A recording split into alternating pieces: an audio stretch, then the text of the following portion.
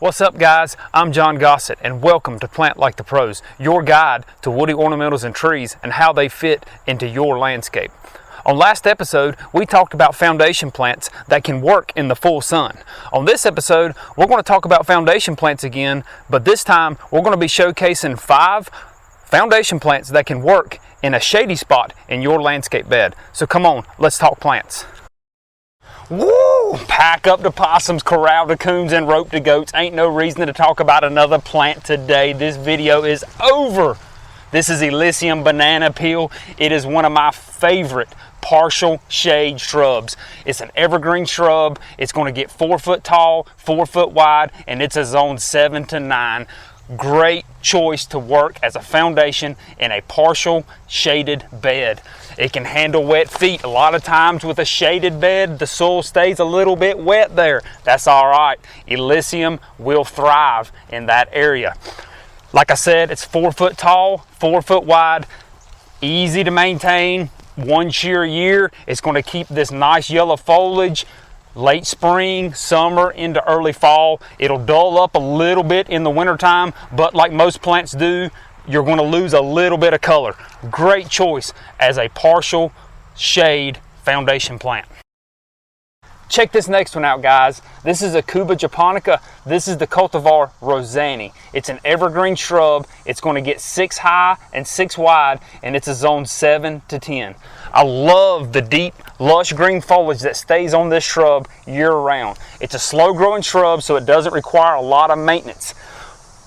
It can also be classified as a winter interest plant because it gets a vibrant red berry that matures in the late fall and stays on the plant until the spring. So imagine this being deep, lush green foliage, and then you have this beautiful red berry that gets on it also.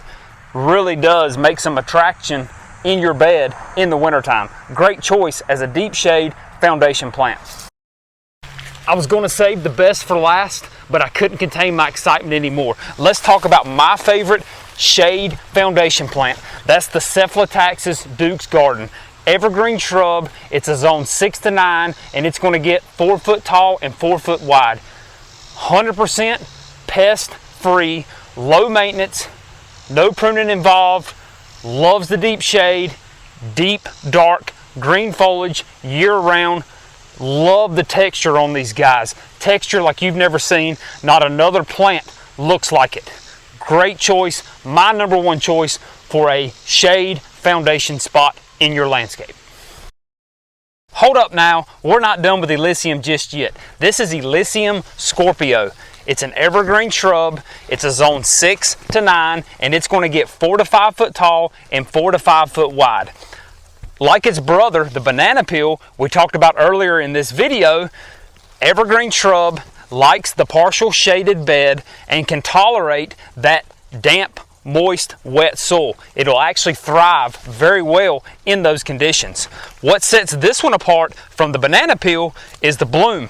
The Scorpio is going to get a red 1 to 2 inch wide bloom on it in the spring and the fall, and then spontaneously through the summer. Very easy to grow, very low maintenance, great choice as a partial shade foundation plant for your landscape bed. I lied, guys. Maybe I did save the best for last. This is Pieris japonica, and this is the cultivar Mountain Fire. It's an evergreen shrub. It's a zone 5 to 8, and it's going to get 5 to 6 foot tall and 5 to 6 foot wide. Mountain Fire is literally a showstopper all year long. Let's talk about the new growth. The new growth comes out fiery red late spring in through the summer.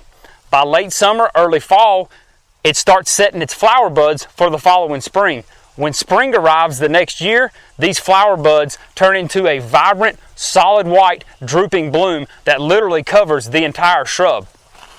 Unlike the Illicium we talked about earlier in this video that likes that damp, heavy soil, not so much the case for the Pieris. Pieris do like the same amount of light as the Illicium, but they don't like the wet, heavy, soggy soil. So you definitely need to be planting them in an area that is well drained.